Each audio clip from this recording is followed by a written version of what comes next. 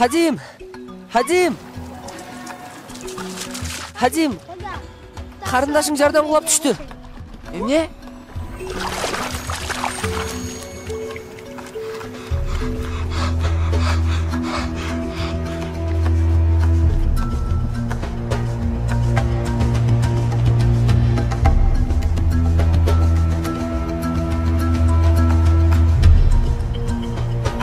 Жардамга! Фатау, жардамга! Ая! Жардам бергиле, Фатау! Ая kızım, gözüңдү açчы, aç gözüңдү.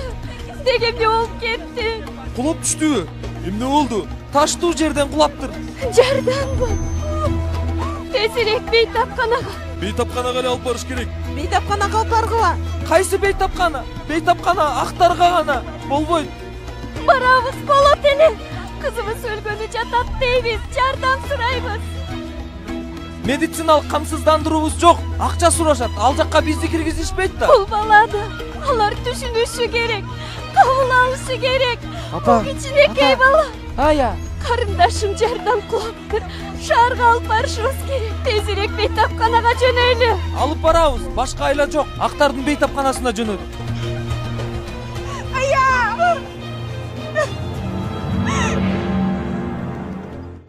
Бул жакты карачы, түп-түз талай экен.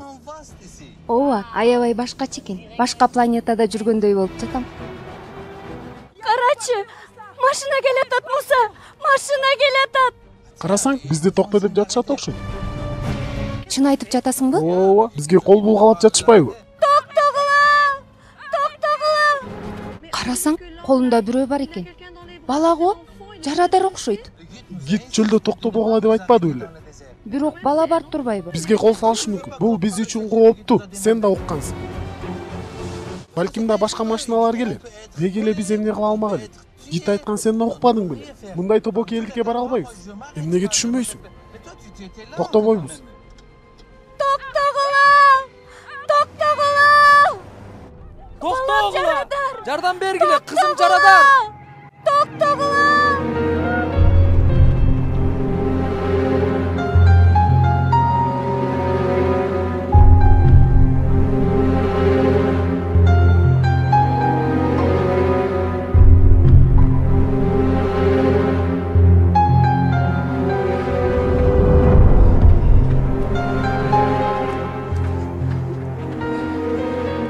Токтобой коюшту. Актар токтобой коюшту. Өлгөнү калды. Кызым, Муса бир нерсе кылсаң болот. Атасы, бир нерсе кылбайсыңбы? Чыда, кызым. Неси болсо да чыда, балам. Чыда. Ая, чыда, Ая. Өзүңдү таштабачы. Байке, суу ичем, суу. Макул, Ая. Бир аз күт, азыр суу алып келем.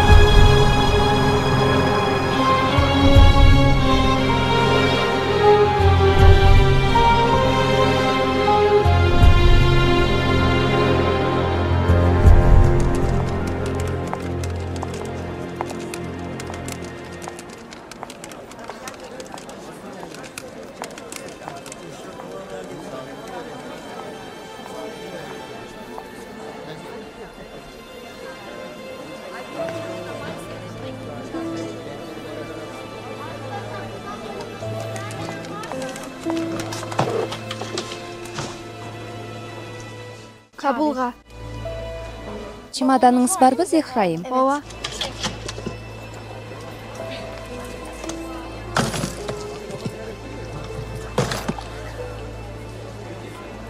Бул жерге кол коюп коесузбу? Зехра?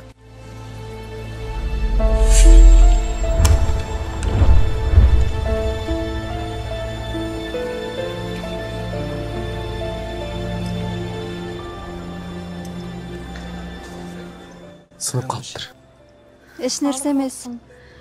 Сени издедим, бирок көрө алган жокмун. Ооба. Апам да келген. Коштошуу кыйын. Кезекте күткөндөр бар. Кечирип коюңуз. Муну колдоно берсең болот.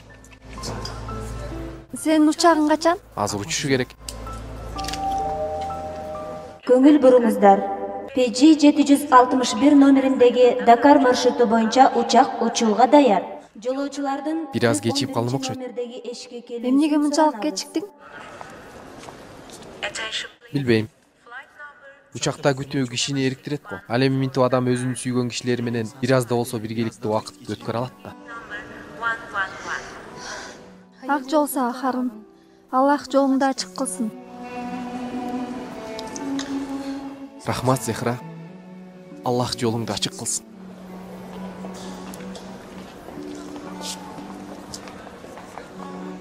Зехра.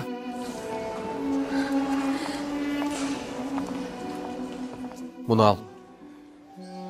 Өзүңдүкүнүн ордуна. Рахмат. Буюрса бул калемди сындырбастырмын. Харун мырза, учагыңыз учууга даяр. Сизди 111 номердеги эшикке келүүңүздү суранабыз. Харун, муну сага деп жаздырдым эле. Мектепте берем деп унутуп калыптырмын. Дагы унутуп бараттырмын. Ичинде эмне бар эле? Барганда угарсың. Албетте эгер кете алсаң.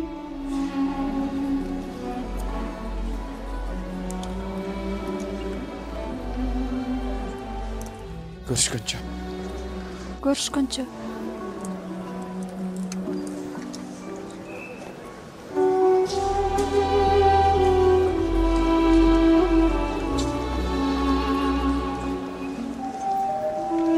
Көңүл буруңуздар. Харун мырза, учагыңыз учууга даяр.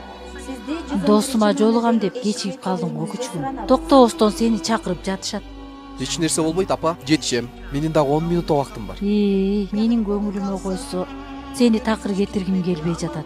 Бирок ак күчүгүм. Оолум.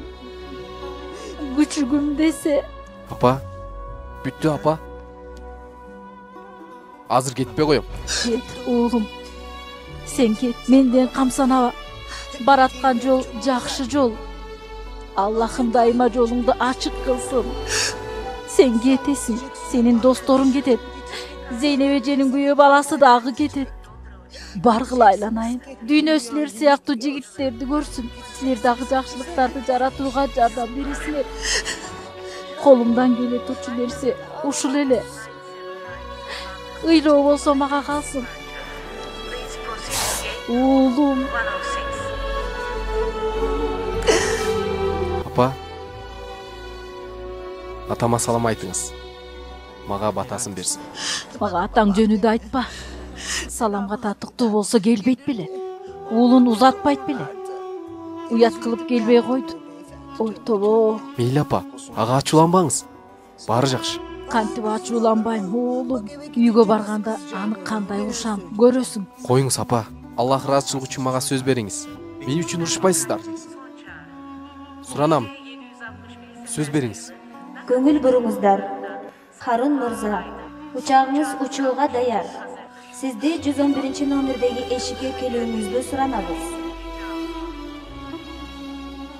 Батаңызды берип коюңуз. Ак жол сага. Ак жол. Бара кой, бар.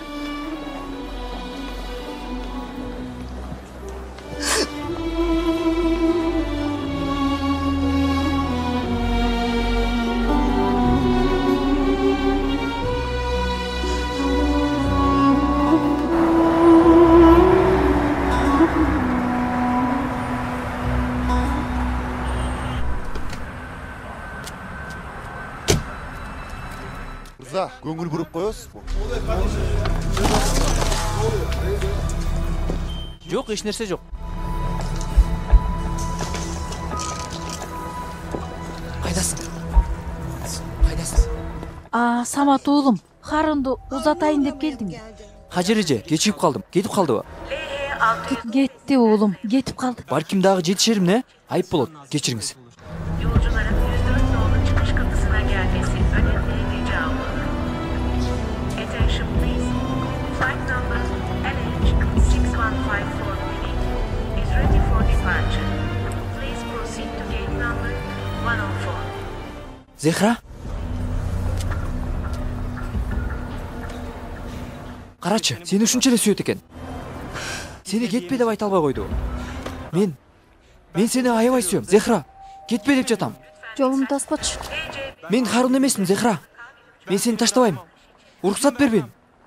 Афганистанбы? Де кайсы бале жери болбосун. Кетпе ал жака. Бул жакта деле мектептер бар. Бул жакта деле балдар бар. Самет, азыр маселе чыга электе, кетип калчы бул жактан. Зехра, мен сени таштабайм. Кайда барба? Артыңдан барам. Мырза, суранабыз, айымды тынч коесуз бу? Зехра, мен сени Харундан да көбүрөөк сүйөм. Бул жигитти алып кеткиле. Ал негр балдарын эч кимге алмаштыргыс сыяктуу. Сени аябай сүйөм. Сени эч нерсеге алмаштыргыс сыяктуу. Аябай сүйөм. Кайда барба? Аркаңдан барам, Зехра. 1021 sefer sayılı Saraybosna uçağı Мен дагы катарга кошулайын. yolcuların 126 nolu çıkış kapısına gelmesi. Мектеп жетишет. Аллах рухсат кылса төрөгөндөн кийин келесиңер. Мен азыр деле кете бермекмин. Дарыгер сага эмне дедиле? Болду эми. Папам дагы жаныңда, сен үчүн дагы жакшы. Төрөгөндөн кийин бул жакта болом. Аллахым өмүр берсе кызыбыздын атын бирге коебуз. Койбодук беле, Гүл болот. Сен каалабай жатпадың беле? Аты Гүл болот. Апа, кошуңуз эми. Мелтем сизге аманат болсун.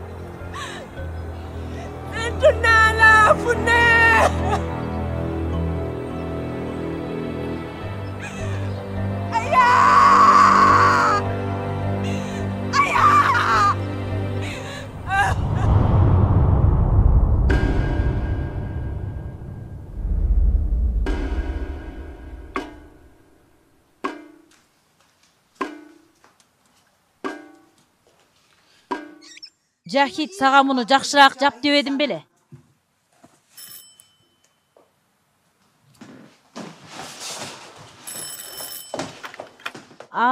Зейнеп айым, кош келиңиз. Саламатсызбы? Саламатчылык. Мүмкүнбү? Албетте мүмкүн. Келиңиз. Жахит, Зейнеп айым келди. Пижама менен жүрдү эле. Пенсионер болгондон бери пижама кийгенге чоңоюптур. Өтүңүз. Кажер айым, бул ай мынчалык эле ашыралдым. Рахмат. Айтканыңыздай эле болот экен. Адам бир аз көңүл бурса, аябай эле чогултат турбайбы? Туурабы? Кош келипсиз Зейнеп айым. Рахмат, Жахит мырза. Жакшысызбы? Баары жакшы. Аллах Харунду колдосун. Аэропорттон аны көрдүм. Харун методаны окуп бүттү. Америкада магистратураны окуп келди. Анан бу Аллахтын кушу учпаган, дербин өтпөгөн жерге барып, бул $200 мугалим болуп алды. Бу акылга суйчун нерсе бул я. Зейнеп айым.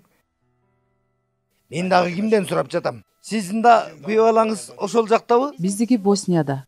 Боснияда. Жубайы бул жакта да. Көп жылдардан бери тиги докторго барып жүрүштү, бул докторго барып жүрүштү. Эми ментип балалы болгону жазса, кыял артына түшүп башка жакта. Үй бүлөсүн ойлобойт. Чындыгында биздики деле үйлөнө элек. Африкага ким барат? Африкада, Боснияда эмне ишим бар? Мамлекеттемде такыр жумуш жокпу? Сиз буга көңүл бурбаңыз. Ал сүйлөй берет. Адем төрөткө келгенге жетише алат бекен? Мектептеги жумуштарын бүтүрө алса эле буюрса келет го. Ал күнгө дагы аз калды. Ал күндөрдү да көрсөк. Буюрса. Өзүңүздү жакшы караңыз. Баарына салам айтыңыз. Саламат болсун.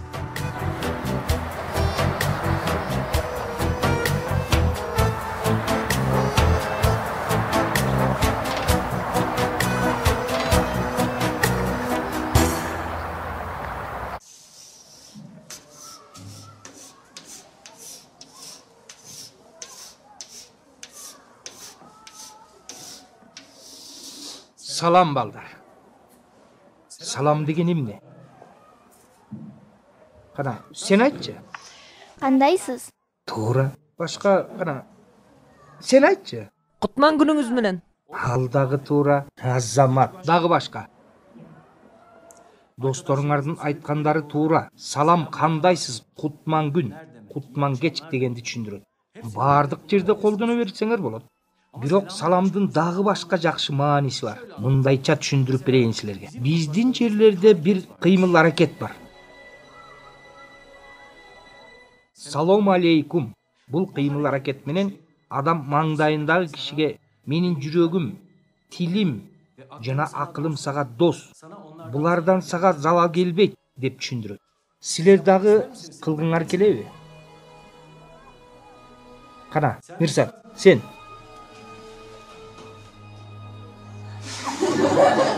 Азамат, башка кылганды каалаган барбы?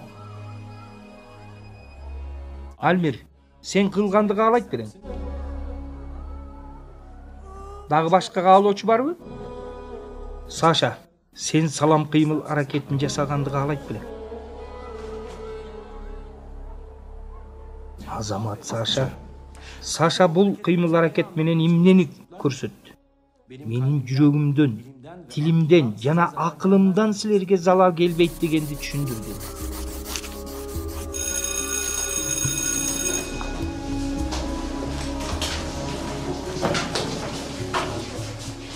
Сен экөөбүз бир аз сүйлөшүп алсак болобу, Альмир? Башка вакытта сүйлөшөлү агай.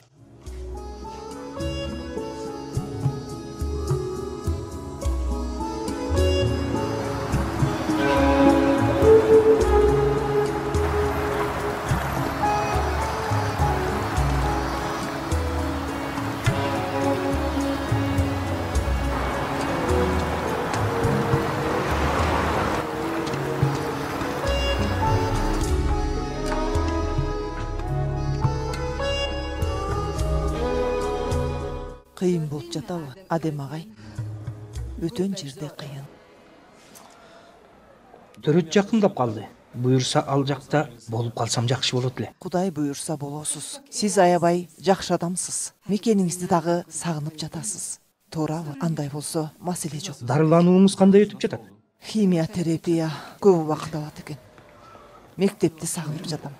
Келиңиз, Ирина эжеке. Олтуруңуз.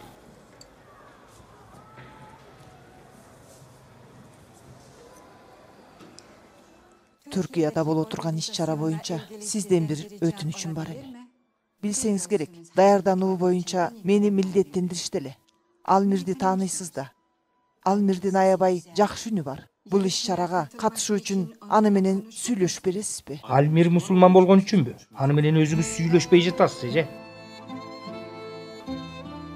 Сенин ата-бабаларыңды эмнеге унута албай жатышат? Билесиңби, Адем агай? Анткени алар жакшы ниет менен келишкен эле. Кылыч менен келгендерди кайра кылыч менен кубалап чыгарасың. Бирок жакшы ниет менен келгендерге бир гана алейкум ассалам деп гана айта аласың. Мен дагы ошол үчүн мектепке келгем. Сиздер менен биргеликте иштеш үчүн. Силер менин мусулман туугандарыңыздар. Алмир дагы ошондой. Демек, мен сага мусулман болгонуң үчүн келген жокмун. Жаш болгонуң үчүн келдим. Эми түшүндүңбү?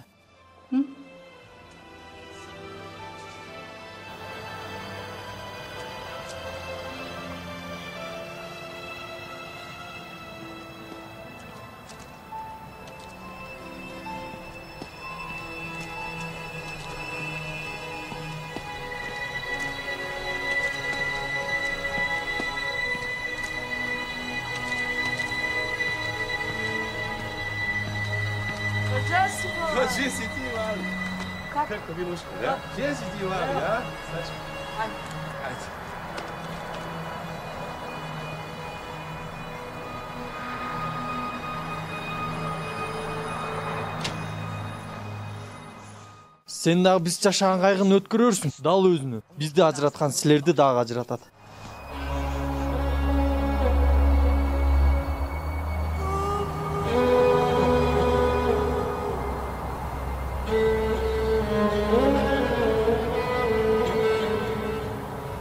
Боснянын ортосунан аккан дарыянын аты Милjaska беле балдар? Боснияда дарыялар сыяктуу көпүрөлөр дагы көп. Бирөөсү өзгөчөрөөк. Илгери Австрия, Венгрия императорлугунун Вильярд деген хазадасы жана анын аялы бир улутчул серб тарабынан ошол көпүрөдө өлтүрүлгөн. Бул окуя акырындап отуруп дүйнөгө жайылыптыр. Анан биринчи дүйнөлүк согуштун башталышына себеп болуптур. Согуштун айынан 100 жылдардан бери келе жаткан императорлуктар кулаган, миллиондогон адамдардын жанын алып кеткен. Бирок баардык дарыяларды кошкон бир гана көпүрө бар.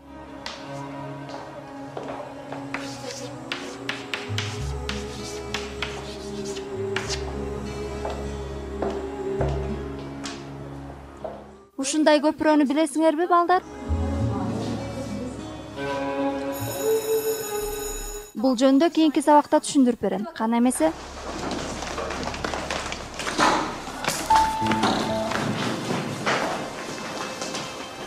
Эжей. Рахмат, Салим.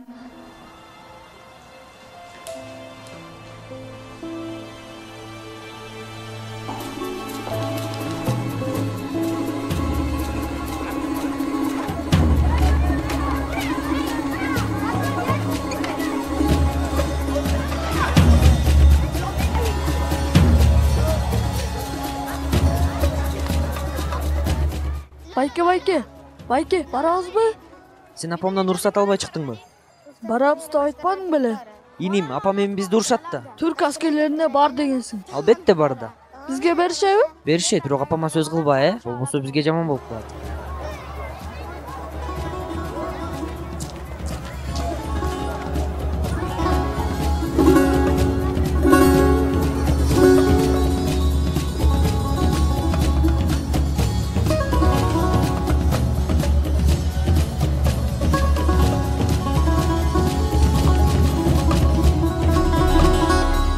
Көрүп жатасыңбы, бар бекен? Бул жактан көрө албай жатам. Да жакындабайлы. Бизге ачууланышат да. Сурайм деп жатпадың беле? Бизге ачууланбайт деп айтпадың беле?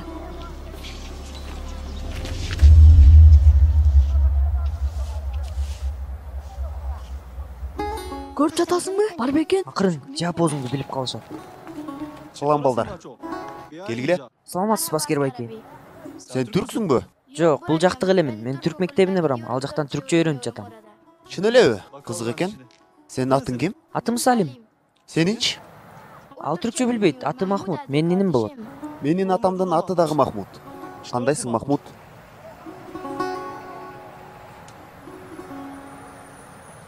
Келгиле. Силерге тамак берейин. Жок, биз Келгиле. Отургула. Бар бекен, кайсынысы? билбейм. Бар болуш керек. Тиги айран, беркини сүгүрүч экен. Кийинкисинин ичинде бар экен. Болду ине, билдирбе. Азыр алып келет. Алып келе жатат. Кудай урсун, алып келе жатат. Салим, Махмуд.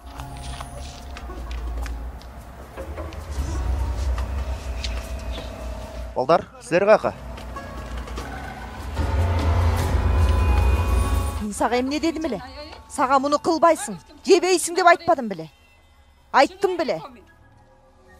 Жейм дедимби, жейм. Жебейсиң. Жейм, бир жолу жеп коеюн, эмне ачууланып жатасың? Эмнеге түшүнбөй жатасың, Салим? Эмнеге муну кылып жатасың?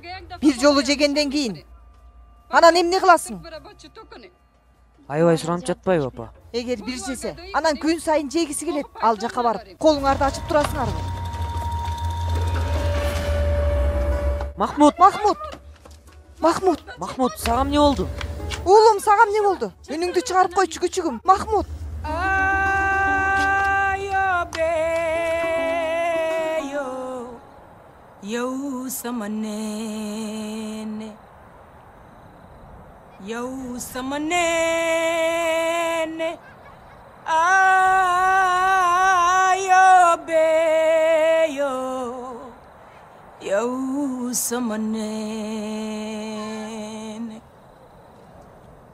Ая, мен бул жактамын. Эч жака кетпеймин, макулбу? Коркпо. Карачы, сага оюнчугумду дагы алып келдим.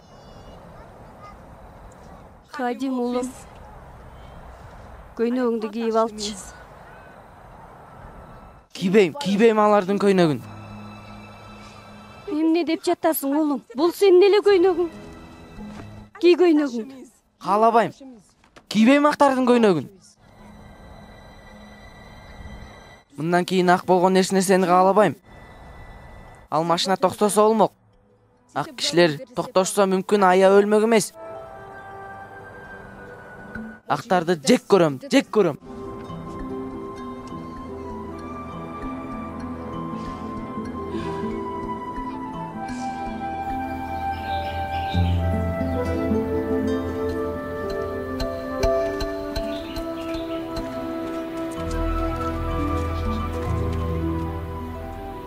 Бул жака жөн эле келдик.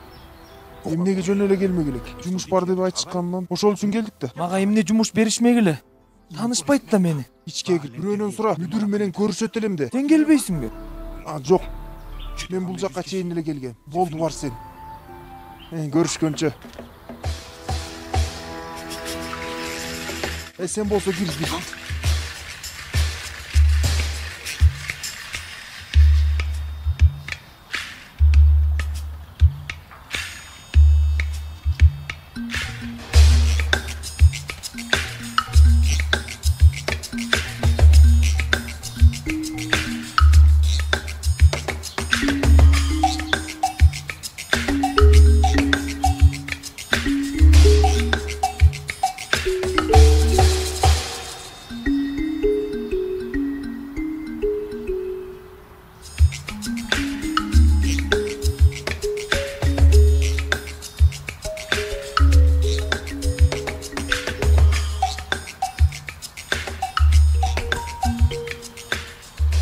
Мырза, бул жакта жумуш бар дештиле. Угуп атам. Мүдүр менен сүйлөш дештиле. Мага айта берсеңиз болот. Жок. Мен мүдүр менен сүйлөшөм.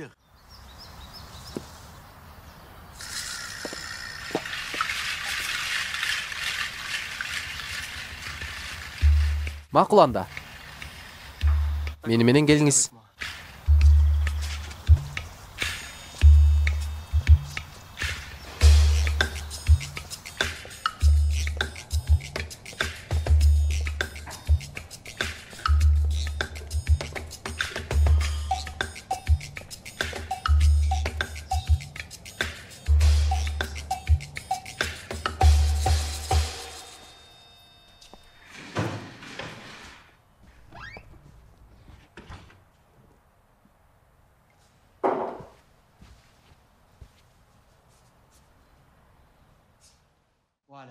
Азыр эми айта берсеңиз болобу?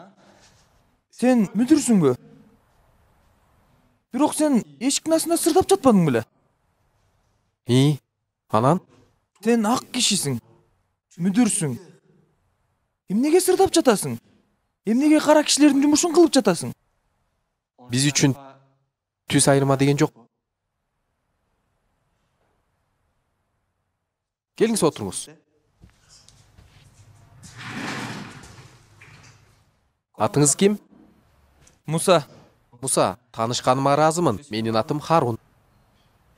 Муса мырза, сиздин бизге тезирээк жардамыңыз керек эле. Башка жумушуңуз болбосо, дароо баштай берсек болот. Көп деле акчабыз жок, азырынча. Менин оюмда дагы башка бир нерсе бар. Албетте, сиз макул болсоңуз. Балдарыңыз барбы? Бирөө эле. Сизге эмне болду?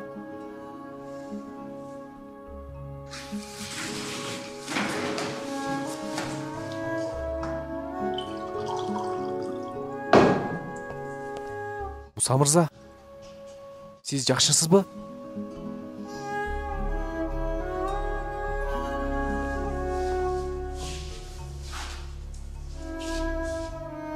Жакында эле перзентибизди жоготуп алдык.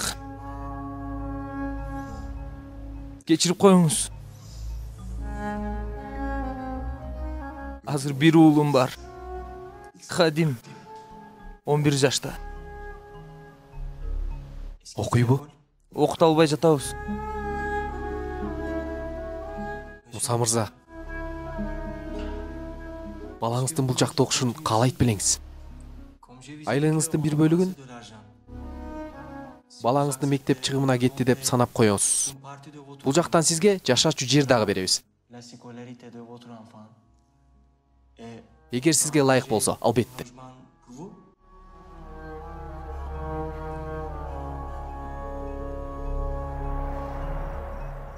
Кудай урсун, шыбак кылып жатыптыр.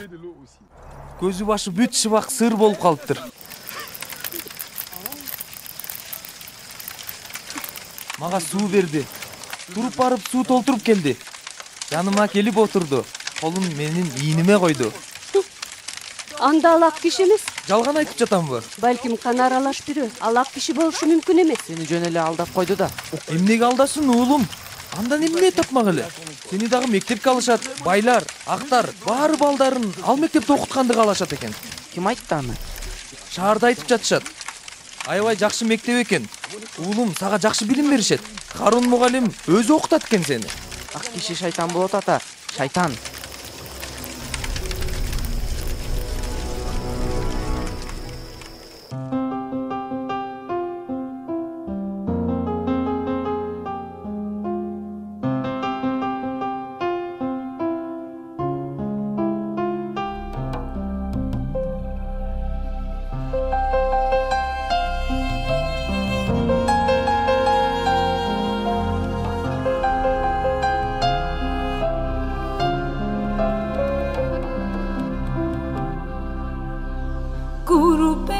içinde gurbet.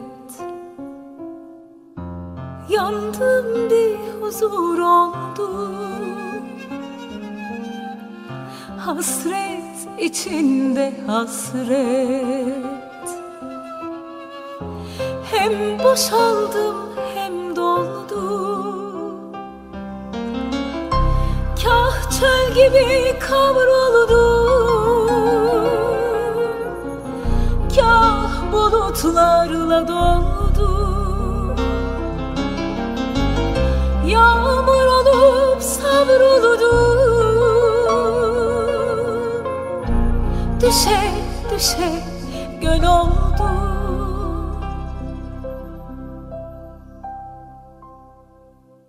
Belki ah bir bahtı kareyim. Belki of dolaştım avareyim.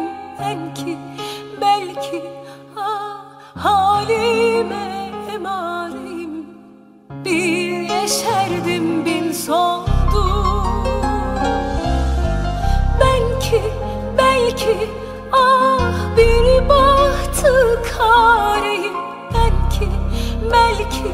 of dolaştım avareyim belki ah halime emareyim bir yeşerdim bin soldum.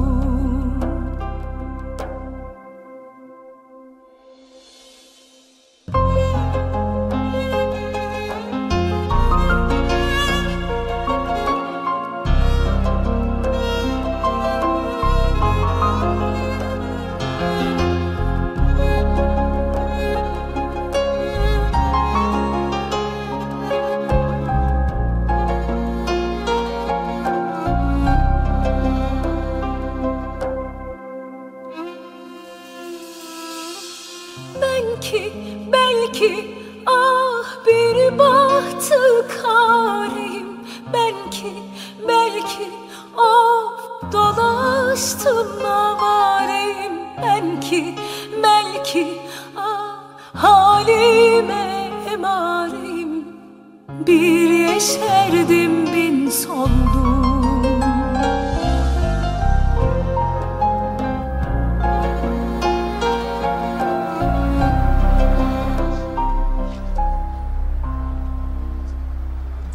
Анда кимир окуганды каалайт?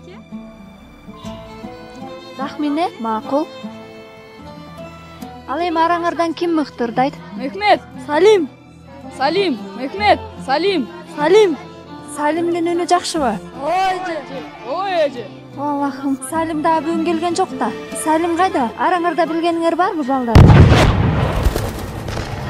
Балдар, тезирээк ичке киргиле. Тезирээк.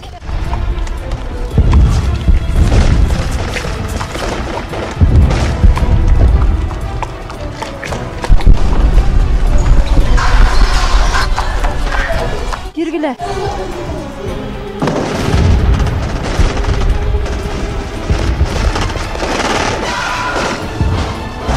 Балдар, тезирээк ордуңарга отургула. Мен терезени жабайын. Дароо сабакты баштайлы.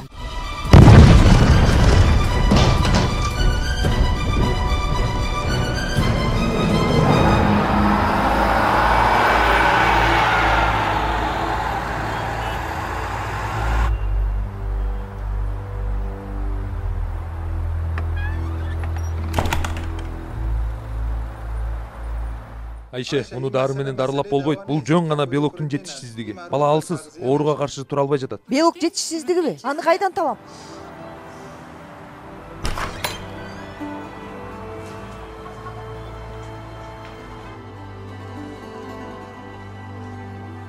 Бир аз да болгондо жейт элек, байке? Жейбиз, Махмуд, жейбиз. Сага сөз берем, сөз.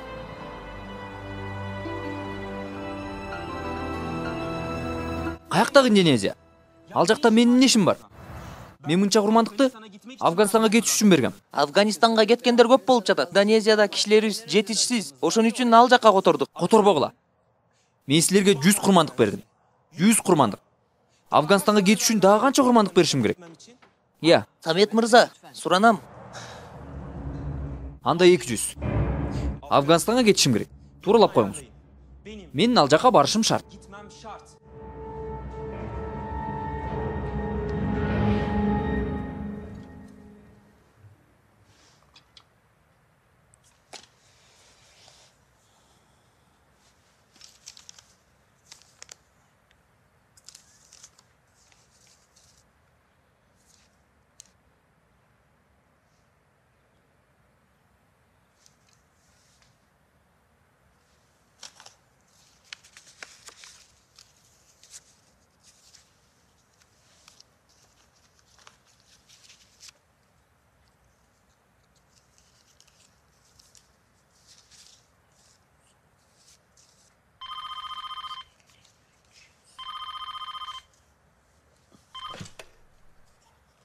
Alo?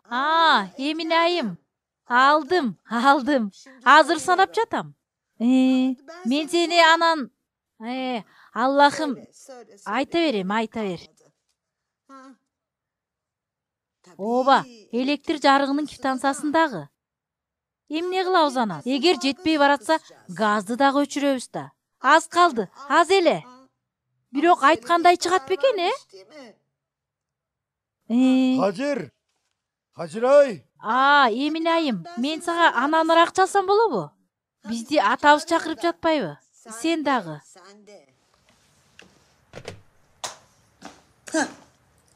Буга эмне болгон?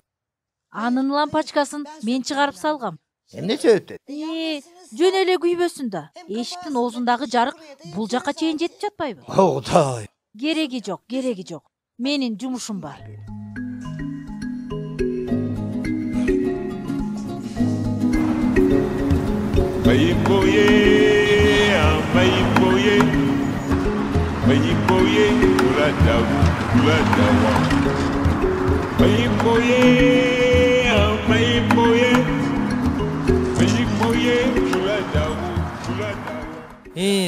Ошол ал дагы үстүндөгү. Ошону берсең. Чоң рахмат.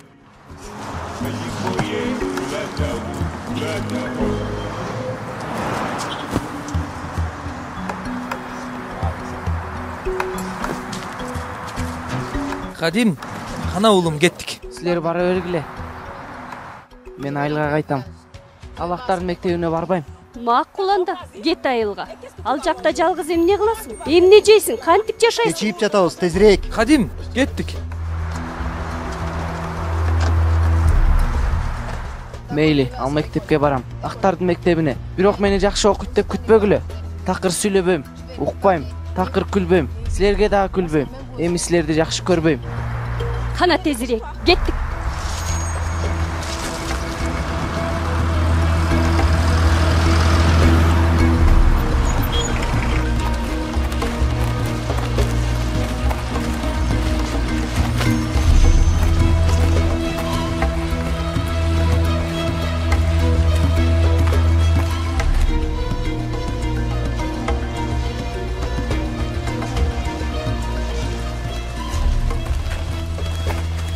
Кадим, кел жардам берейин. Кел, мага берсең. Ук мени уулум, мугалимге такыр бейбаштык кылба. Бул жумушту эптеп таптым. Актарды ачуулантпа. Түшүндүңбү? Эми бул жакта жашайбыз.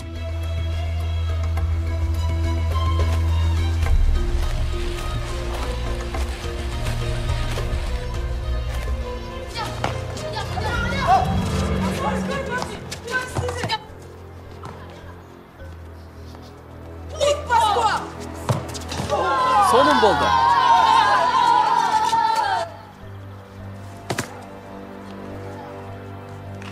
Жақсы иш.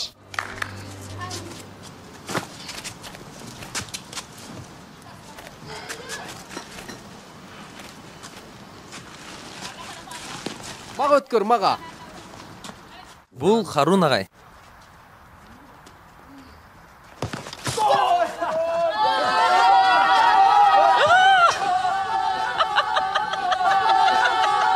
Балдар, силер уланта бергиле. Муса мырза, ойнай бергиле. Кош келдиңер. Саламатсызбы? Саламатсызбы? Муса мырза, саламатсызбы? Агай, бул менин уулум Хадим. Салам, Хадим.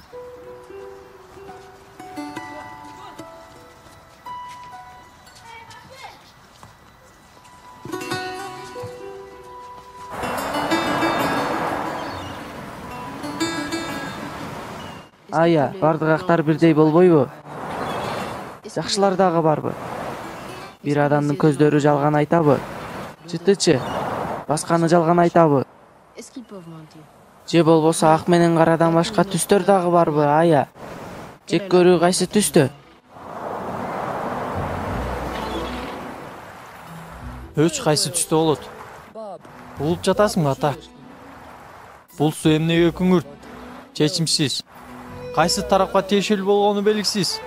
Бирок мен кайсы тарапта экенимди билем, ата.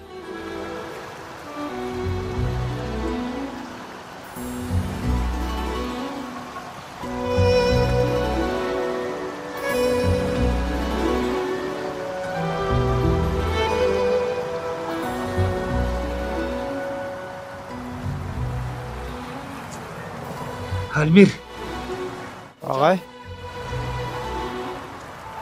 Бул жакта эмне кылып жатасың? Карап турам. Бул жерди аябай жакшы көрөсүң. Аябай жакшы көргөн жерим эле. Билесиңби, биздин мамлекетте да көп дарыялар бар.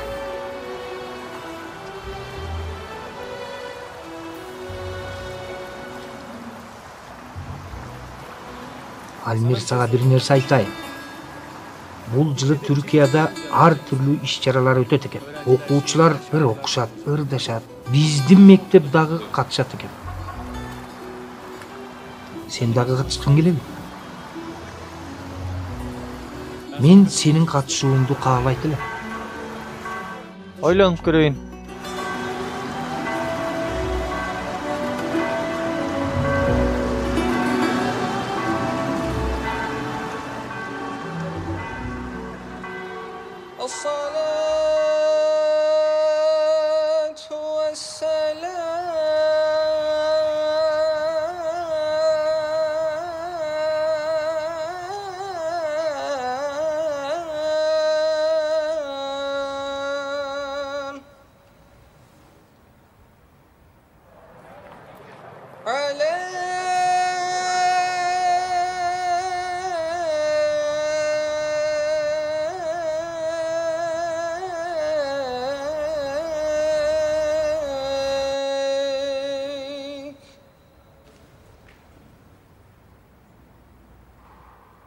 عليك يا سيدنا يا رسول الله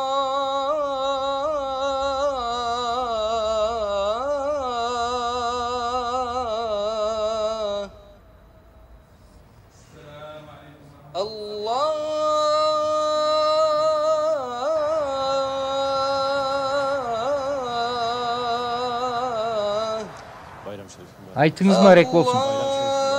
Айтыңыз марек болсын. Айтыңыз марек болсын. Айтыңыз марек болсын. يا رسول الله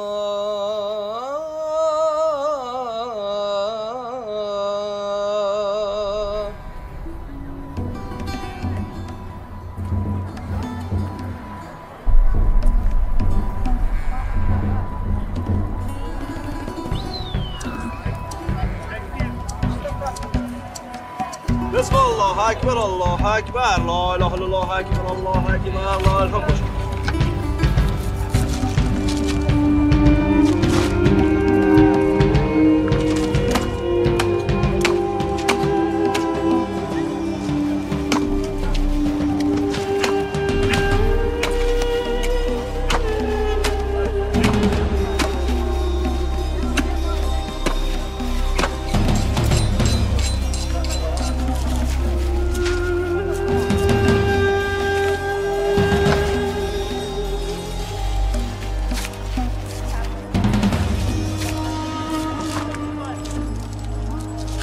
Саламатсызбы? Салим, эмнеге бүгүн мектепке келген жоксуң?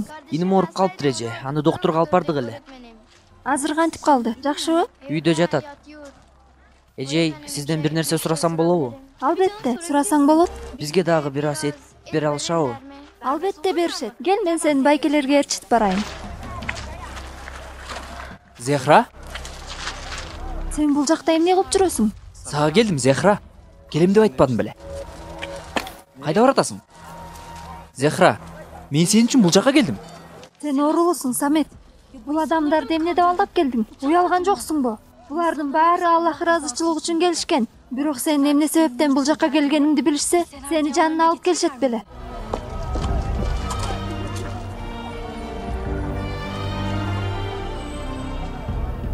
Кайрадан кош келиңиздер. Бул баобаб дарагынын мөмөсүнөн алынган шире. Бул жактан таптым. Тамагыңыздар таттуу болсун.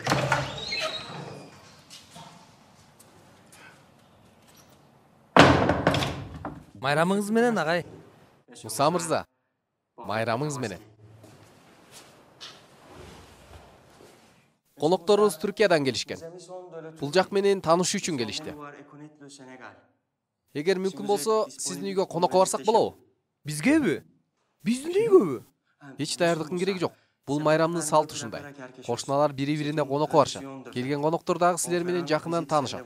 Эгер албетте жубайыңыз дагы макул болсо. Бул адамдар бизге келишеби?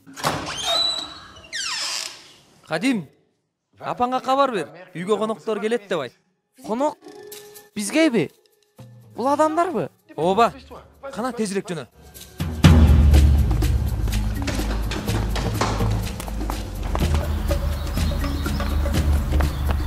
Апа! Апа! Апа! Эмне болду, Кадим? Тезирээк даярдан. Коноктор келе атышат. Кайсы конок? Майрам коногу. Үйүбүзгө ак киши келе жатат. Ак кишиби?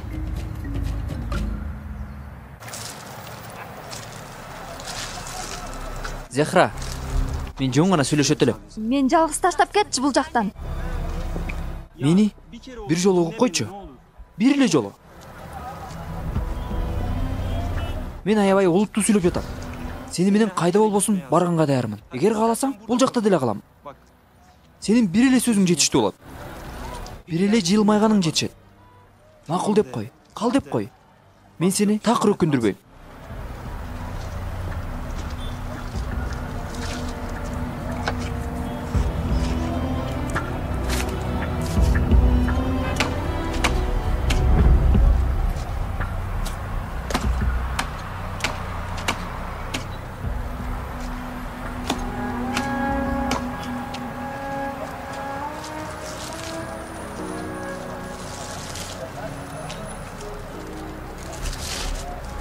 Байке, муну унутуп калышыптыр.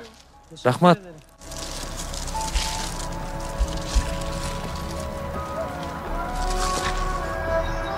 Курман айт бир гана эт менен чектелбейт. Курман бул башкага жаныңды бергенге даяр болуу.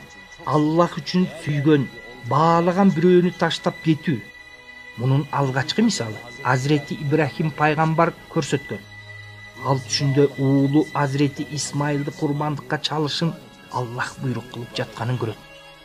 Аллахтын бул буйругуна тил алып, аны аткарганы жатканда Аллах мындай курмандыкты баалап, уулунун ордуна курмандыкка чалыш үчүн кочкор жиберет. Ушундан кийин Аллахка ишенгендер курман ибадаттарын ушундай түрдө улантып келе жатат балдар. Кана азыр баарыбыз бири-бирибиз менен майрамдашалы. Макулсуңарбы?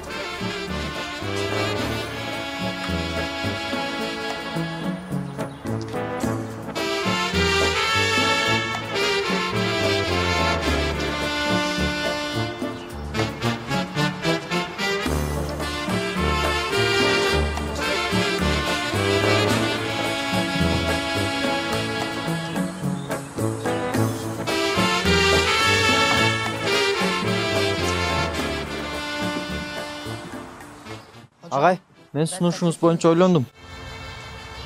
Бир шартым бар. Саша менен бирге катышууга уруксаат берерсиз. Макул. Мен үй бүлөгөңөр менен сүйлөшүп коем. Силер дагы бул майрамдын дем алыш күндөрү көп даярдаңдар. Макул. Адем. Сага жакшы кабарым бар. Болсун агай. Түркияга кеткен жатасың. Төрөткө жетишерсиң буюрса. Отурба, ал жака отурба. Кайда отурайын анан? Бар, иш жака отур. Же болбосо эчикке күт. Көпкө күтүп каласың го. Кана тезирээк, конокторду тосуп чык. Макул анда. Макул. Аллахым, чын эле келишеби? Келбей коюшсачы. Бирок келебиз дештир, келишет го. Ой, көрөбүз да. Тамакты унуткан турбайбы, тамак.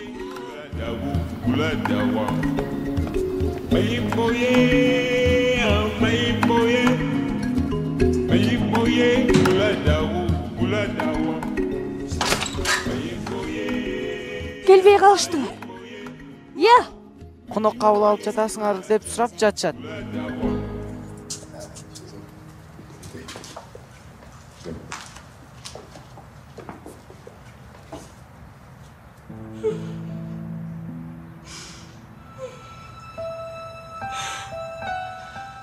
Харун агай, тынчын алсак бизди кечирип коюшсун.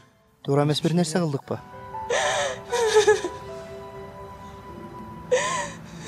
Сизди капаландырган бир нерсе кылсак бизди кечирип коюңуз. Андай болсо биз кетели. Кызым аяп, таштуу жардан кулап түшкөн. Бейтапканага алып бара албай калдык. Ак киши машинасына албай койгон. Дегеле ак киши айылыбызга такыр келген эмес. Көп жылдардан бери келип калабы деп күткөм. Эгер келишсе бизди кандай карашат деген элем. Силер кандай ак кишисиңер. Биздин үйүбүзгө урмат ала келдиңер. Ассаламу алейкум. Алейкум ассалам.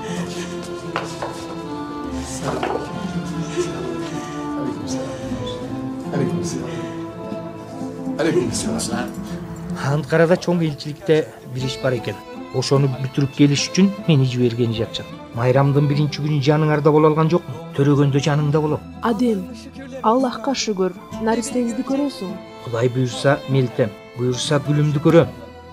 Сен буйрса аябай жакшы эне болосуң. Көңүлүңдү түшүрбө, макулбу? Сени чыдамсыздык менен күтөбүз. Силерди Аллах колдосун.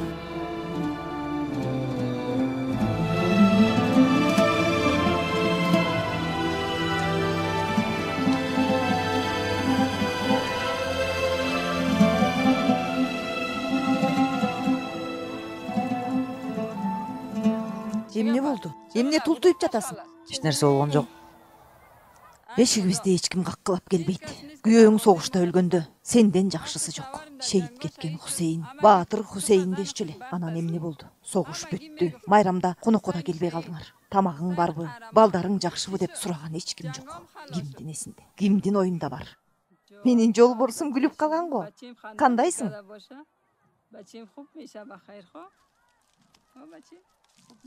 Уулум.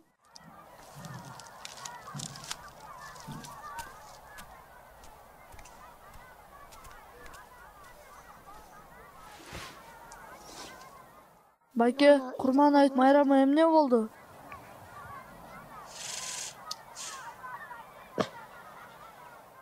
Эт бышырып жатат,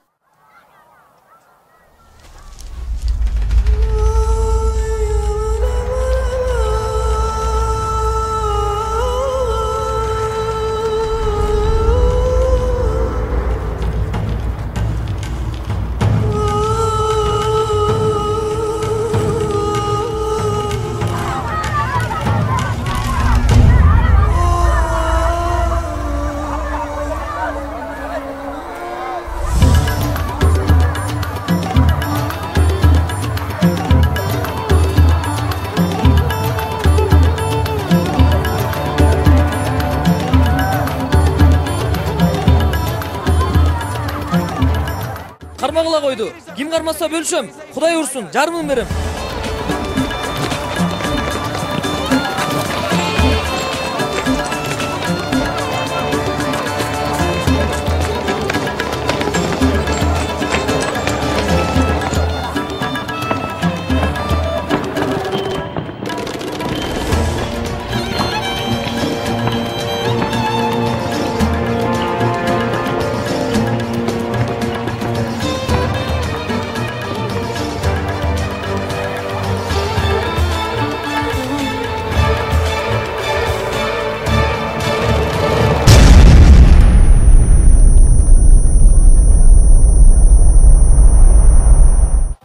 Bir bala mina talasına girip gitti. Mina talasında kaldı bir bala. Zehra. Balakay, ordundan al. Kıymıldama. Mina talasına girip gitti. Aldacıda mina var, ordundan kılma. Kıymıldama. Kıymıldama. Balakay, orduna kal. Kıymıldama. Mina talasına girip gittin. Mina var aldaki yerde. Ordundan kılma. Kıymıldama, kıymıldama. Salim. Эже, кечирип коюңуз. Кармасаңар койдун жарымын берем дедиле. Иниме эт алып бармакмын. Мен сенден кечирим сурайм, Салим. Буга мен күнөөлүмүн. Мен.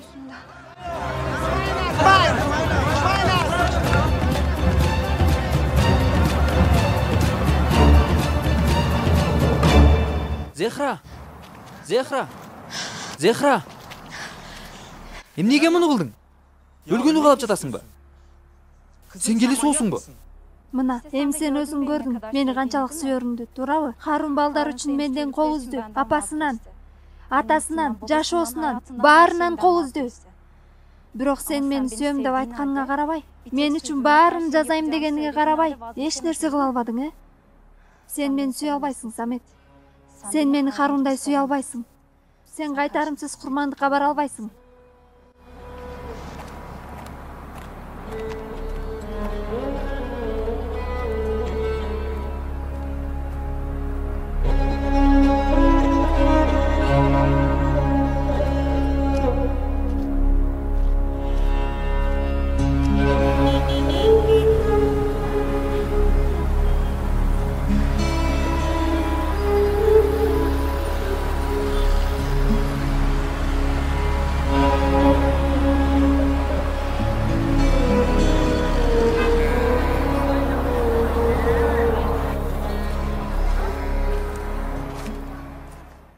Индонезия эмнеге маселе болсун агай?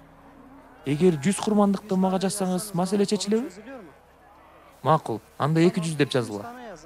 Камсынабаңыз агай. Эмнеге көп болсун? Стамбулга кайтканда маселенин баарын чечип алабыз.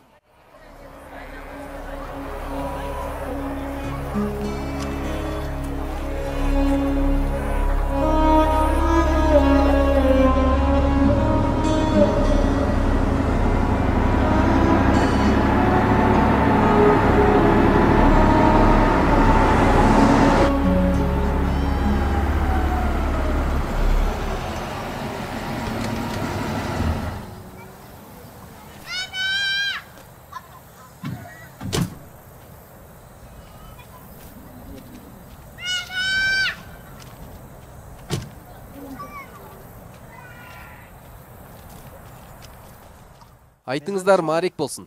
Досторубуз Түркиядан Курман айт майрамы үчүн келишти. Муктажы барларга эт таратышат. Булар эт таратканы келиштирби? Ак кишилер эт таратат экен. Актар бизнес алган эмес, бергенге келишиптир. Курман айт майрамыңыздар менен. Башкалардан Маарек окшоп болсун. экен го. Майрамыңыздар менен. Башкалардан айламак болсун.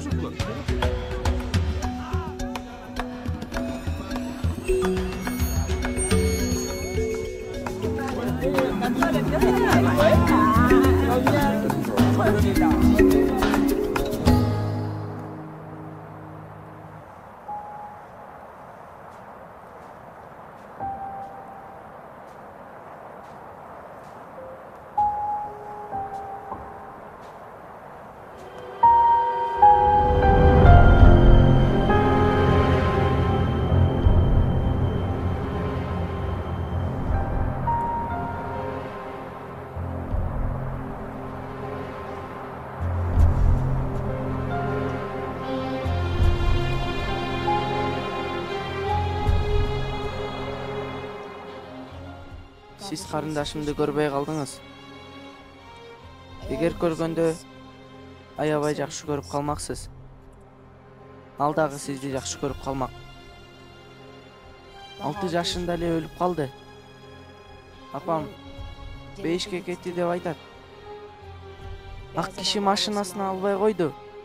5-ине да албайт деген. Ак кишинин кайдыгерлиги үчүн өлдү ая. Мен ак кишилерди жек көрүп калгам, агай.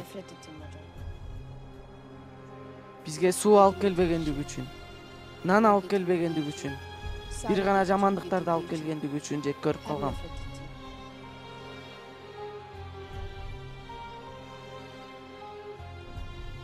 Бирок сизди жек көрбөйм.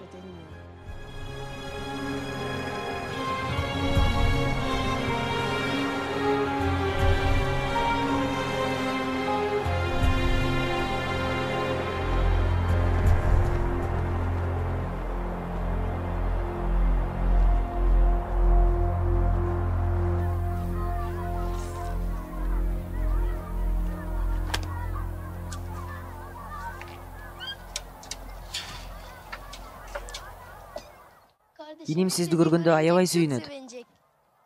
Апа, менин окутуучум келди. Бизге эт алып келиптир. Эт таратып жатышыптыр. Келиңиз. Түркиядан кайрымдуулук жасаган адамдар келишиптир. Алар курманды камал союшкан. Бул этти силерге жиберишти эле. Кереги жок. Кандайча? Эмнеге кереги жок? Мен кедей бир аялмын. Күйөөм согушта өлгөн. Эгер булар менден эт сурашса, мен бере албайм да. Күчүм жетпейт. Бир жолу жешсе, анан дайыма сурап калышат. Рахмат. Бирок кереги жок. Биз алып келебиз. Жыл сайын алып келип турабыз. Апа, жыл сайын алып келип турушат экен. Суранам. Мен жебейм, Махмут эле жесинчи, сөз берем. Болбойт. Эч ким бирөөнө кайтарымсыз бир нерсе бербейт. Үйгө кир, иниңди дааратканага алып бар. Салим, артка кайт. Салим. Салим.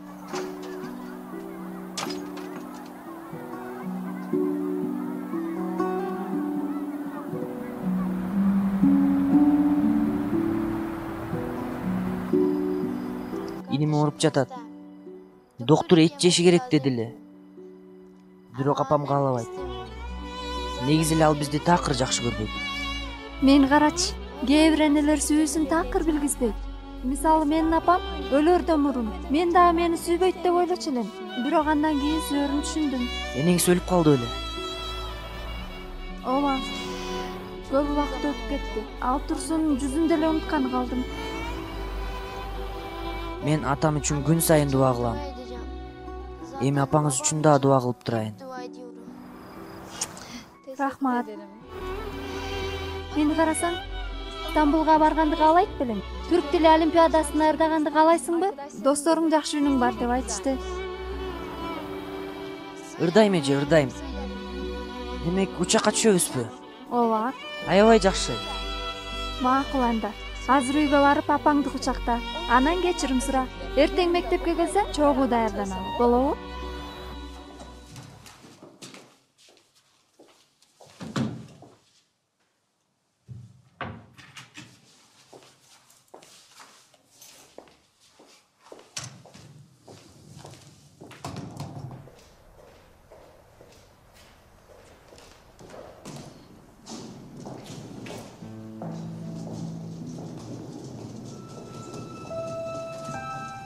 Сиз дагы кете элексиз ба, Адем мырза? Учакка кеч каласыз. Эмне болду? Ирина айым каза болуп калыптыр.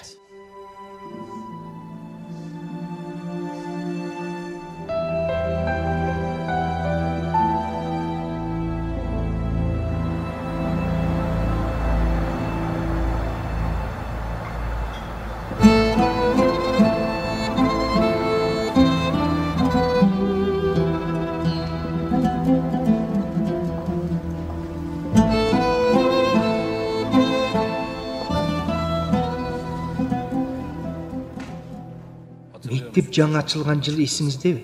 Кыш аябай суук болчу. Мектепте от жагыш үчүн эч нерсе таба албай калдык. Элдер балдар мектепке жибербейбиз деп жатышканда бардыгы бүттү. Эми балдарды эс алууга кетирелик деп жатканда мен бир машина көмүр алып келгем. Ошондо ким бергенин сурагансыз. Бирок мен айткан эмес элем. Ошончо көмүр үчүн акчаны ким берет эле? Ким мажбур болбосо да үй бүлөлүк баалуу буюм тайымдарын сатып ошончо акчаны табат эле. Эч кимге бир сөз айтпастан өзү үшүп отурса да балдар окуусун улантсын деп, алар үшүбөсүн деп акча бере турган ким бар эле?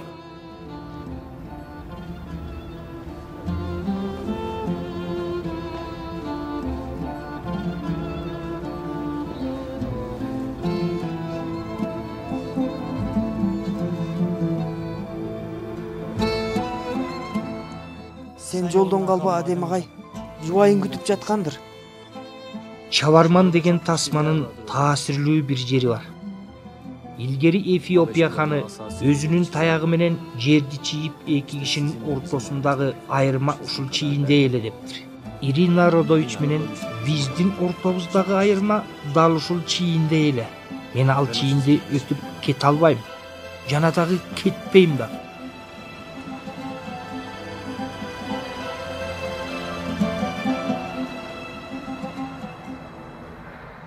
Балдар карагыла, жакшы көңүл бургула. Макулбу? Бир түз сызык чийели.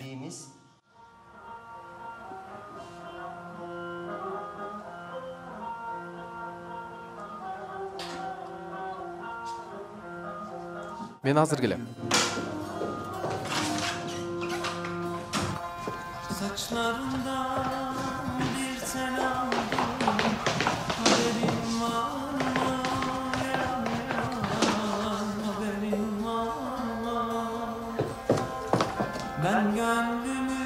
Хадим, бул кайсыр? Мен жөн эле угуп көрөйүн дедим эле, агай. Бул сенде эмне кылып жүрөт? Муну класстан тапкам. Маанилүү бир нерсе эмес го деп ойлогом.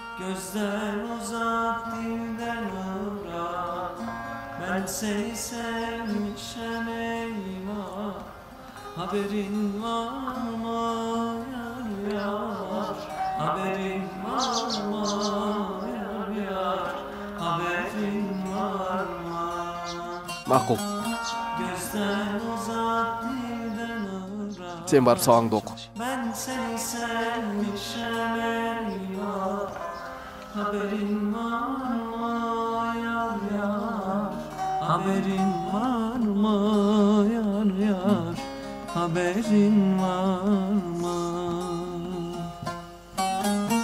Keçирим сурайм, агай.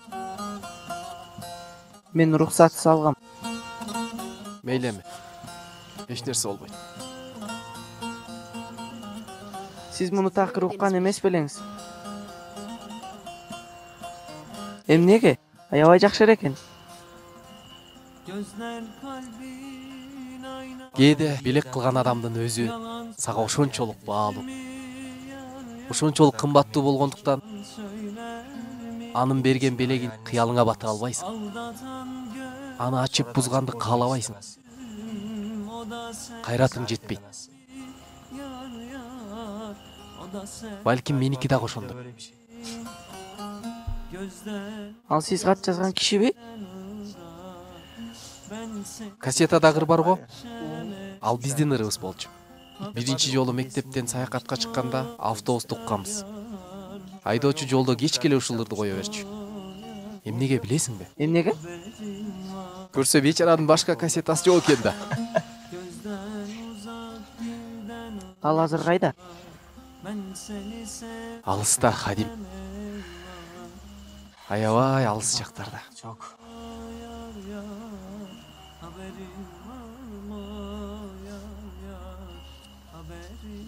Мен сага эмнелерди айтып берип жатам. Мугалим окуучусуна ушундайларды айтып бермек беле. Мен азыр сиздин окуучуңуз эмесмин да. Биз доспуз, чынбы? Доспуз. Достор бири-биринин сырларын сактайт да. Жакшы. Келчи анда досум. Сабагыңды окудуңбу? Ооба, окудум. Чынын айт. Окудум. Жакшы, азамат. Кичине эле. Эмне?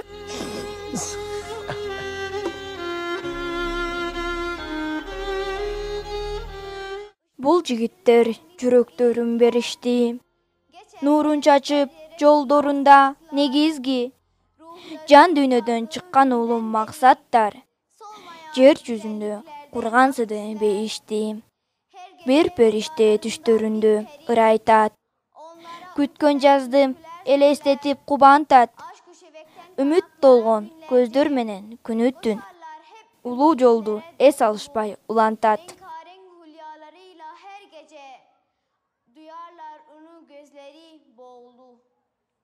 Аябай жакшы айттың Дахмине. Эмнеге бул ырды тандадың эле? Билбейм эже. Жакшы ыр экен. Эмнеге сиз дайыма менин оюмдасыз.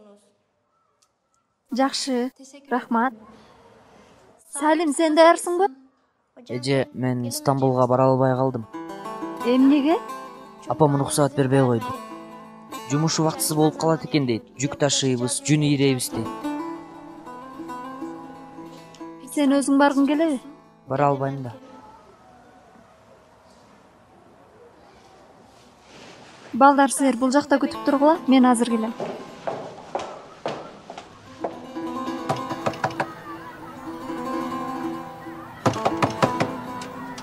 Келиңиз, мугалим эже. Салимдин ырдаганын каалабай жатыптырсыз. Мугалим эже, ал убакытта көптөгөн жумуш бар. Азыр иштебесек, кыш бою кантип жашайбыз? Ал жасай турган жумушту мен жасасам болобу? Ал Стамбулга кеткенде сиз менен мен иштейм. Сиз мени менен иштейсизби? Жүк ташыйсыз, жүн ийресиз, Махмутту карайсыз. Ооба. Эмнеге? Менин уулум сизге ушундай кымбаттуубу? Кымбаттуу. Аябай кымбаттуу. Кандай дейсиз? Макул анда. Өзүңүз билиңиз. Эгер курсаңыз ач болсо, тамак даярдайын. Болбосо чай ичиңиз. Рахмат. Мектепте балдар күтүп жатышат. Сабак бар эле. Салим, кеттик.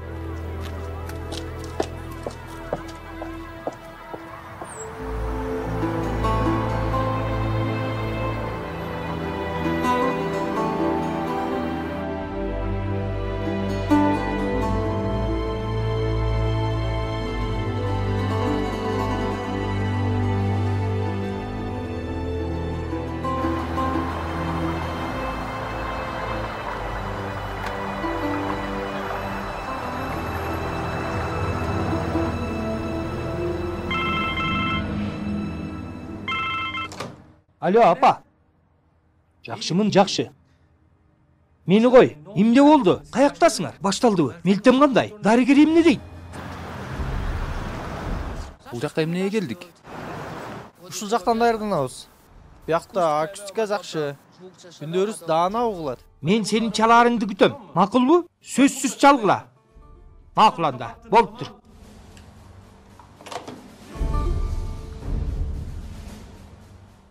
Келсең, мага шемей жатасыңбы?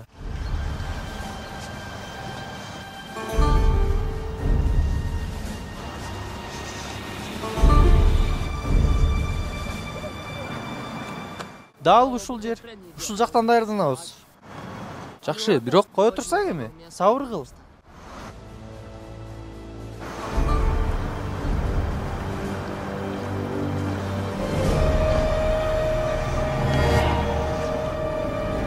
Саша!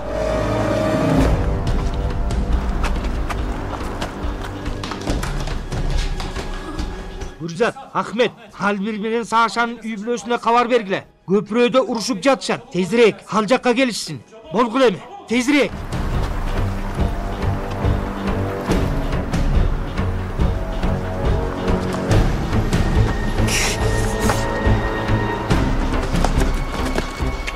Альмир, Саша токтогула. Эмне кылып жатасыңар я? Жакындабаңыз агай. Альмир, алдагы колуңдагы бычак ташта. Жакындабаңыз. Альмир, токто. Саша! Альмир, укчу мени. Эч нерсе кыла көрбө. Кылам, Николай. Кыларымды билесиң. Кыларымды сен да билесиң, Николай. Туурабы?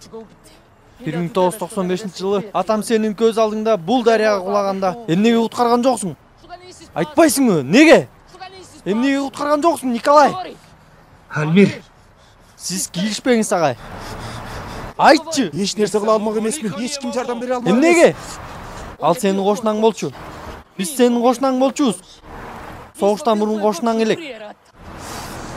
Эмнеге куткарган жоксуң? Согуш бар болчу. Бир босниялык адамды куткара албайт болчумун. Мени өлтүрүп коюшмак. Жардам бере алмак эмесмин. Жасай алмак эмессиң, Ооба. Согуш бар болчу. Азыр жок, туурабы? Баары бүттү. Баары артта калды. Альмир, токто деп жатам. Суранам сенден. Жетишпейт агай. Сен эч нерсе билбейсиң. Согуштун акыркы жылы Сашанын эниси төрөлгөн. Биздин бир уйубуз бар болчу. Жалгыз бир уй. Атама Сашанын энеси ачка калды дешти. Баласын эмизиши керек, же болбосо бала өлүп калат дешти. Атам болсо күн сайын ок алдына сүт ташыды. Көптөгөн литр. Согуш бар эле. Сүт алтындан дагы кымбат болчу. Ошол сүттөргө бир үй сатылып алынат эле агай. Ал эми ошол жакшылыкка мунун атасы эмне кылды? Бир ит сыяктуу коркуп туруп алды. Бир босниялык кишини куткарды дешпесин деп, атамды өлүмгө таштап кетти. Өзүнүн эли тарабына туруп алды. Ушул дарыялар бизди бөлдү. Бул дарыялар агып турганда биздин дос болушубуз мүмкүн эмес. Алар башка, биз башка, канга кан, жанга жан. Атамдын өлүмүнө жооп катары Саша Петрович өлөт.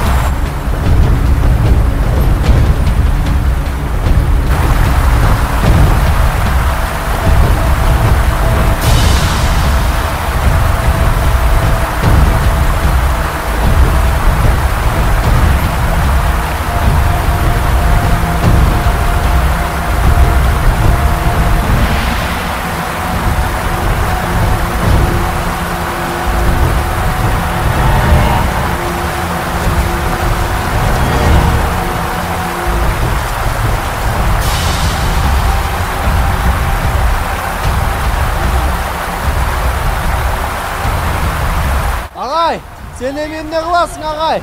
Кимиңизди тандайсың? Кайсы тарап? Чечим кыл агай.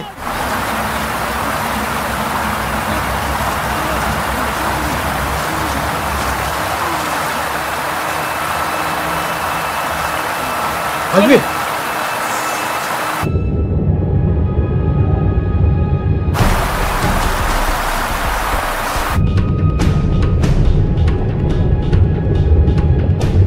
Чечим кылдыңбы агай?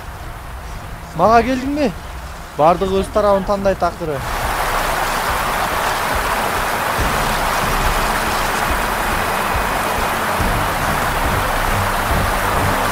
Агай! Агай эмне кылып жатасың агай? Жок! Жок!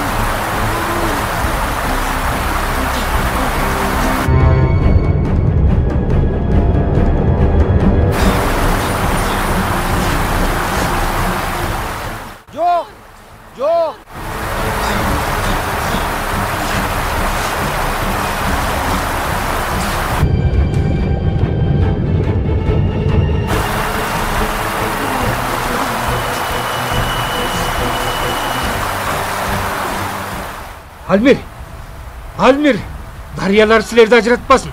Сен дария болбо, көпүрө бол. Дария болбо. Алмир, карма досуңду, көпүрө бол деп жатам. Алмир, карма досуңду, Алмир, көпүрө бол. Күчүм калбай калды, Алмир. Алмир. Агай! Агай! Агай!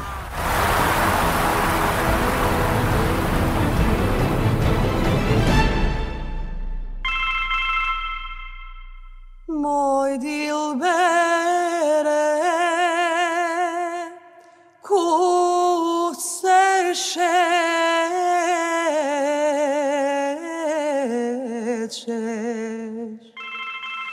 Aj što i mene ne povedeš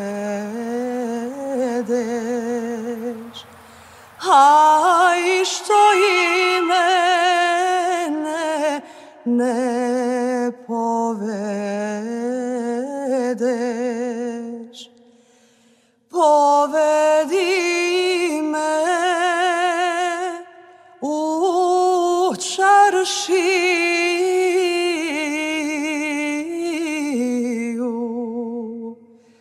Aj pa me prodaj Bazarđanu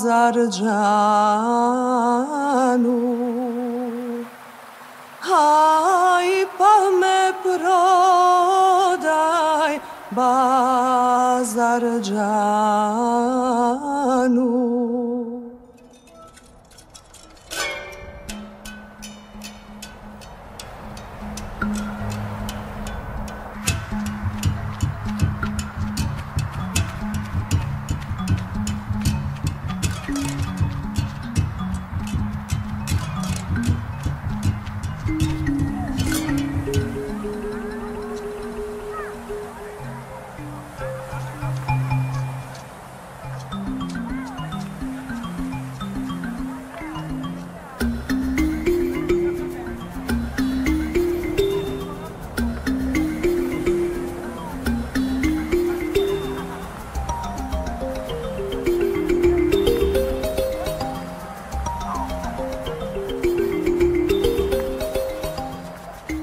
Агай, сизге кат бар.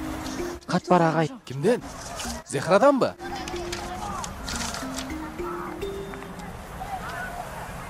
Кимден? Эмне дейт? Хадим мырза. Бул сизге келиптир. Түркияга барабыз. Олимпиадага. Түркияга? Ооба, Түркияга. Ал дагы барабы? Ким? Зехра эже. Билбейм. Балким.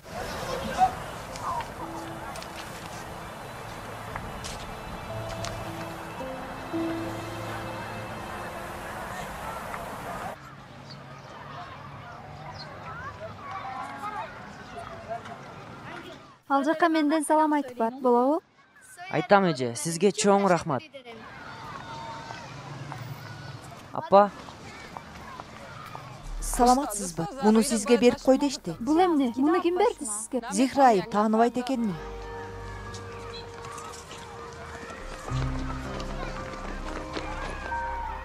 Зехра, мен бардыгын тууралап койдум. Айше ханыма дагы жардам берем. Сен окуучуларың менен чогуу Түркияга кетишиң керек. Саламым менен. Самет. сиз дагы барганы калдыңызбы эже?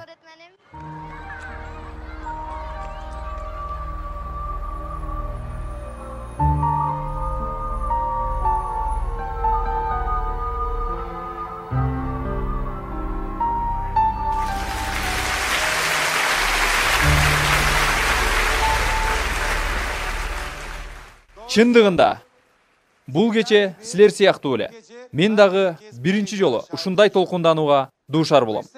Сахнанын артынан балдарды көрдүм. Түркчө салам берип, мени менен түркчө сүйлөшүштү. Аябай таасирлендим. Жада калса, алардан сабак алсамбы деп ойлонуп кеттим. 17 өлкөдөн келген бул окуучуларга жана алардын мугалимдерине дүркүрөгөн кол чабуулар болсун.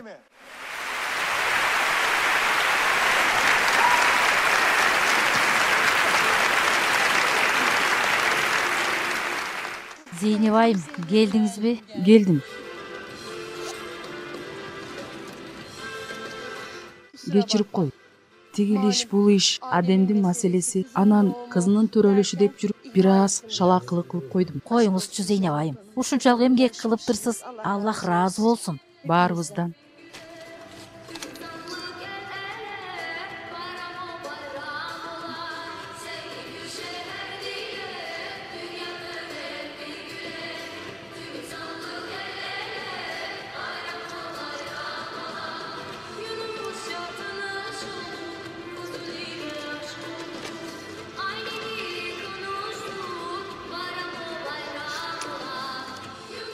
Эми толук болду. Толук болду. Жетеби? Кудай буюрса жетет го. Буюрса. Сага муну берип турайын. Мен азыр барып келейин.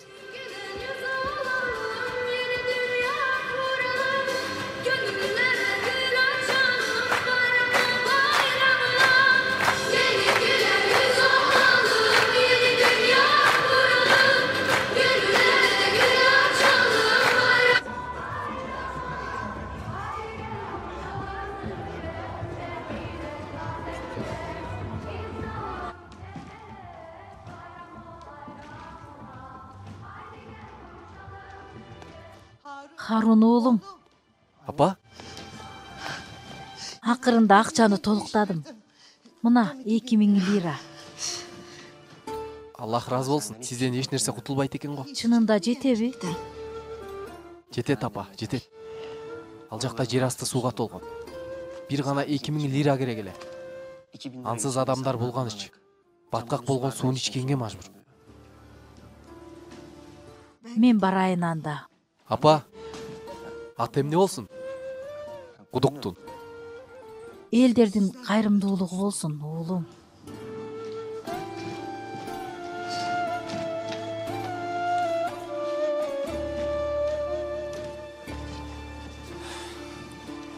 Кадим, сага сүйүнчүм бар. Суу кудугу? Суу кудугу. Кайтканыбызда дароо алгачкы кудукта ачабыз. Баткагы жок болобу? Таптаза болобу? Дайыма агып турабы? Лайы жок. Таптаза болот. Карындашыма дагы алып барсам болобу? Сөз берем. Алып барасың. Кечирип коюңуз, Сенегалдан келдиңиздер беле? Ооба. Бир катачылык бар окшойт. Силер ырдаган ырды башка бир өлкө дагы ырдайт экен.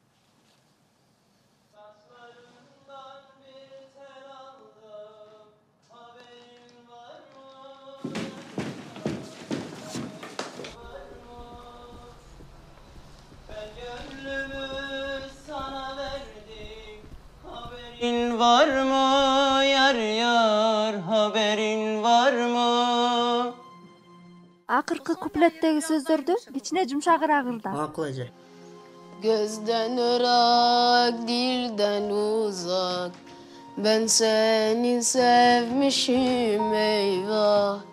Haberin var mı yar yar, haberin var mı yar yar, haberin var mı?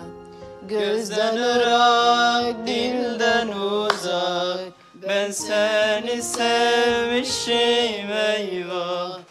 Haberin var mı yar yar, haberin var mı? Харун, биякта болгонуңду Акыркы күндө кайрылуу жиберсек кабыл алышты. Мен да күткөн эмесмин. Сени.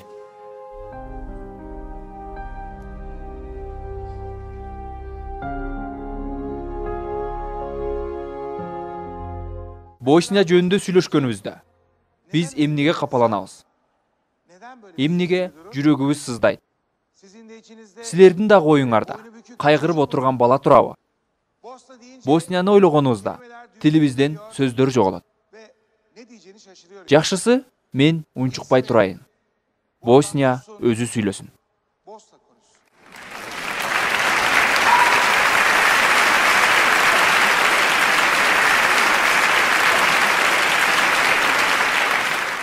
бир тууган Босниядан силерге салам алып келдик.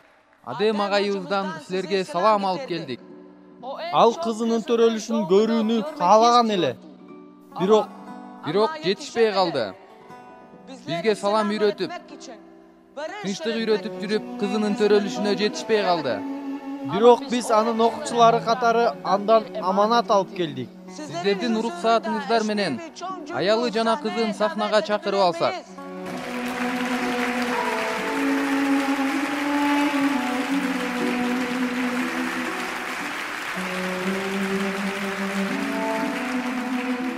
Адем агай бизге саламды үйрөттү.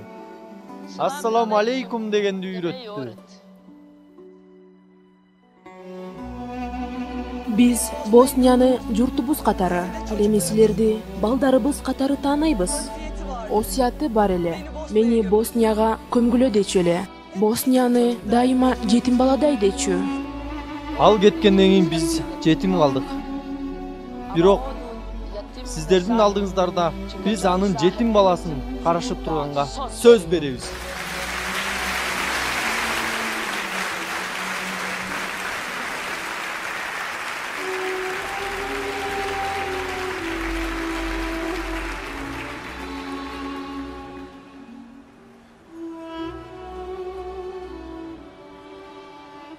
Сага таңдын саламы бар. Zima nikad proć, nikad sabah doć, samo tekvir čuje se kroz noć. Duga zimska noć, majko moram poć, rodna gruda pradjedova to me zove u pomoć. Ako se majko ne vratim, nemoj me zalud čekati. Pusti jednu suzu tihu i prouči mi Fatihu, nek me ona isprati. Pusti jednu suzu tihu i prouči mi Fatihu, nek me ona isprati.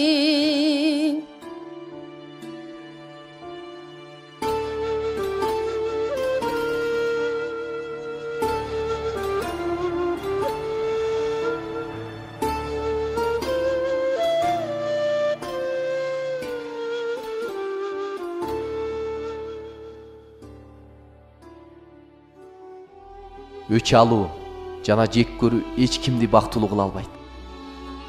Өзүңүздү, каршы тараптагы адамдарды дагы. Силерге чыныгы бакыт эмне экенин айтайынбы? Башкалардын бактылуу болуш үчүн жашагыла. Эч нерсе күтпөстөн, каршы тараптагы адамдар бактылуу болсун деп бир нерсе жазагыла. Кичинекей бир нерсе болсо дагы бир жолу жазап көргүлө. Саламды араңарга жайып көргүлө. Ошондо көрөсүңөр, үйүңөрдө, мектебиңерде, көчөңөрдө, өлкөңөрдө кичинекей бир тынчсыздык же уруш чыгаар бекен. Мындан кийин жер жүзүндө уруш калат бекен. Адамдар бири-бирин өлтүрүшөт бекен. Кыялында көптөгөн жакшылыктарды жасайм деген адамдарды тааныйм. Андайды биз кыялдан албайбыз. Бул кыялдар аткарылсын деп чуркап жүрүп, эч уктабаган адамдарды тааныйм. Адамдар тынчтыкта бактылуу жашасын деп. Балдар энелеринен, энелер балдарынан эч ажырабасын деп, өмүр бою бактысыз жашоого макул болгон адамдарды тааныйм. Жер жүзүндө төгүлгөн кандын бир тамчысын болсо дагы токтотуу үчүн кыялдарынан, үмүттөрүнөн, сүйгөндөрүнөн, жубайларынан, балдарынан, энелеринен, аталарынан, мамлекетинен жана мекенинен колунда болгон же боло турган байлыктан кол үзүп кете турган адамдарды тааныйм. Чачыңардын бир тал үчүн эч ойлонбостон өлө турган адамдарды тааныйм. Мен мунун баарын жасай алган жокмун. Бирок алар силердин ага эжейлериңер. Кимиси Боснияда, кимиси Афганистанда, кимиси Сенегалда, дагы башкалары биз билбеген жердин башка өлкөлөрүндө болсо дагы саламдын өз максатында аткарылып жатканын көрүү мына ошол алар үчүн чоң бакыт. Сиздин бактылуулугуңуз алардын майрамы.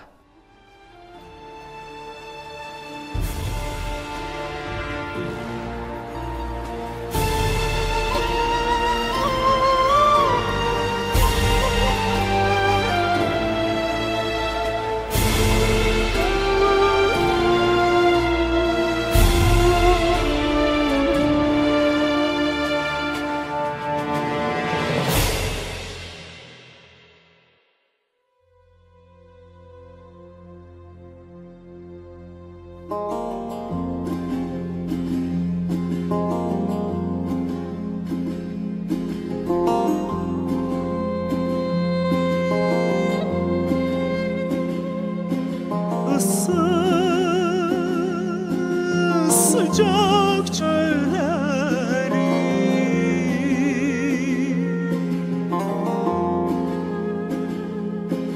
Karşı karlı dağları Çoktan aşıp gittiler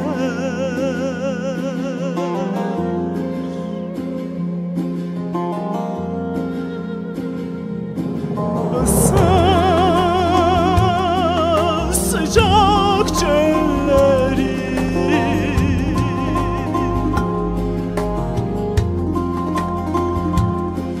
Karşı karlı dağları Çoktan aşıp gittiler